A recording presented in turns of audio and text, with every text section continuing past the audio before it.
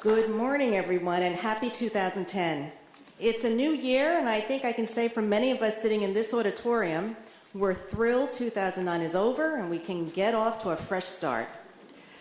We look forward to a stronger economy and better prospects for our work and careers.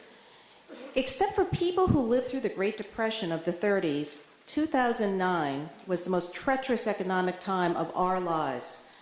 We saw time-honored financial institutions like Lehman Brothers close its doors. We teetered on the edge of an entire global system collapse. Hundreds of thousands of Americans lost their homes and jobs. And yet, I stand here before you this morning telling you that for us HR professionals, this is a golden age for HR. So why do I believe this?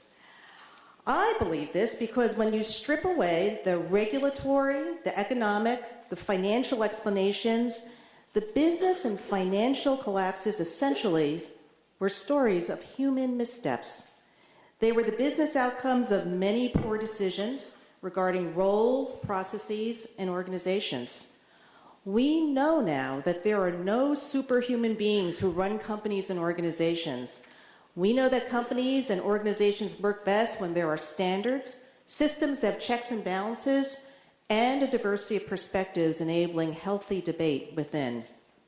We learned that we must return to the fundamentals, and I think HR professionals can lead the way. These recent events have companies and organizations rethinking everything. They can't help but be more reflective and receptive to other voices. And I believe HR professionals have the skills and organizational perspective to help make changes for the better. And I'm not the only one who thinks so.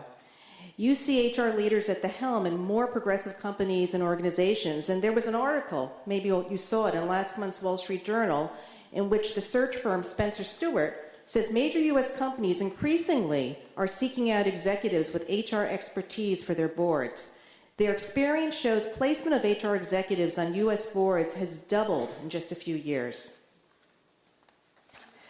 So this should not be surprising to us, because some of the most critical issues facing companies today are people issues. So let me just highlight a few. Pay and reward systems, which my colleague Mark Hodak will speak to some more about to us. But what is a more visible issue than pay right now? What are the right reward systems to motivate productivity, but not incent employees to take risks that can harm the corporation shareholders in the long run? Talent acquisition. Indeed, one of the most interesting opportunities as a result of this recession is the wealth of talent available in the marketplace today. For the lucky companies who can afford to hire right now, there is a bonanza of talent out there.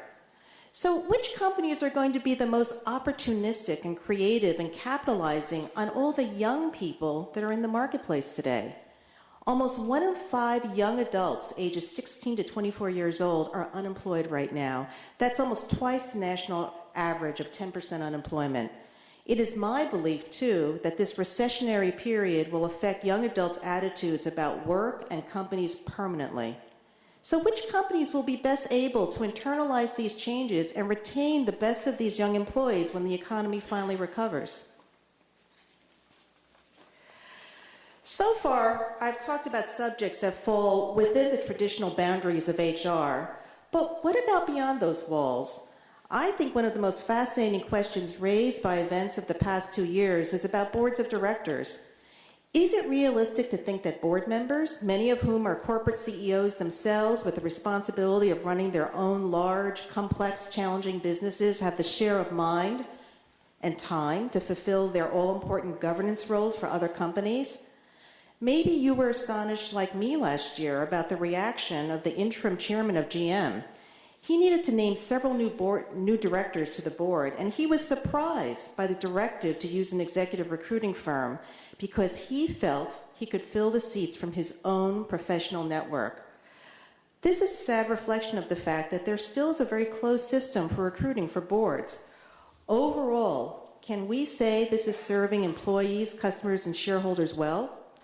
It may have in the past, but I believe this way of doing things has outlived its usefulness. Reinventing the board of directors structure, processes, and staffing, I think represents a huge opportunity for HR. So I admit I'm prescribing some pretty bold and lofty initiatives for all of you. I think the practical question you may be asking yourself is, how does HR insert itself if you're not already engaged in some of this work? First, I would say this is the perfect time of year because most companies are in the process right now of goal setting. Use this time to initiate talks about new or reordered priorities. And if this isn't working, schedule time to talk to your decision makers. If you're not getting their attention, do your best to engage them. Do your own research on the business and the industry and the trends. Surprise them by sending articles. In my mind, the key is to be proactive, engaged, and focus constructively on the future. And you must ground your arguments with business facts and realities. I'm also going to borrow a 5 o'clock club rule for job seekers here. Think and act like a consultant. I think that should sound familiar to many of you. You might be surprised how more seriously you'll come across if you demonstrate some independent thinking. I have a personal anecdote I want to share with you as well, especially for those of you who are in the audience who are in transition and job seeking. After years of working for large companies, I recently took on an HR consulting role with a startup business. I have found that it seems to be more natural in a small environment for everyone, including the HR person, to be actively involved in running the business. The organization hasn't developed to the point yet where people are specialized and siloed in their functions. This is something for you to think about as you explore new opportunities and consider some of the advantages of working in a smaller environment. Unfortunately, one of the reasons HR departments are not perceived to be capable of tackling larger issues is because they still are saddled with administrative duties that undermine the seriousness of the function. I say there's nothing inherent in HR professionals that make us more skilled at planning the annual summer picnic. Now, this is not to shirk or diminish our roles as advocates for employees. However, one can serve as an advocate without taking on the planning of social events. Where possible, I say shift those administrative duties to another department in the company. The other perception of HR professionals, and that we unwittingly reinforce sometimes in our behaviors, is we're viewed as the company police. Yes, HR has an important role to play in compliance and keeping the company a safe and lawful place, but I think we emphasize this part of our jobs too much. We do so at the risk of coming across as very rule-bound and judgmental. Plus, unfortunately, this sometimes has the effect of employees wanting to conceal things from us. So I think it's to our advantage to adopt a more open and business-focused approach to problems. And finally, I admit, and I fall into this trap too, we can be light in providing hard data to support our arguments. We tend to lean on theoretical and qualitative arguments. Instead, we need to be more vigilant about building systems to gather and track information and using it to support our recommendations. One of my biggest professional regrets was not finding hard enough for a strong HRIS system that would have captured information better, and not the least of which would have freed the HR team from doing more mundane work.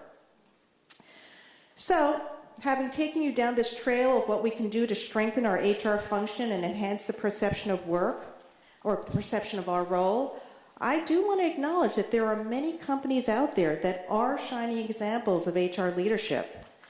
The HR leaders absolutely influence those critical decisions in the business.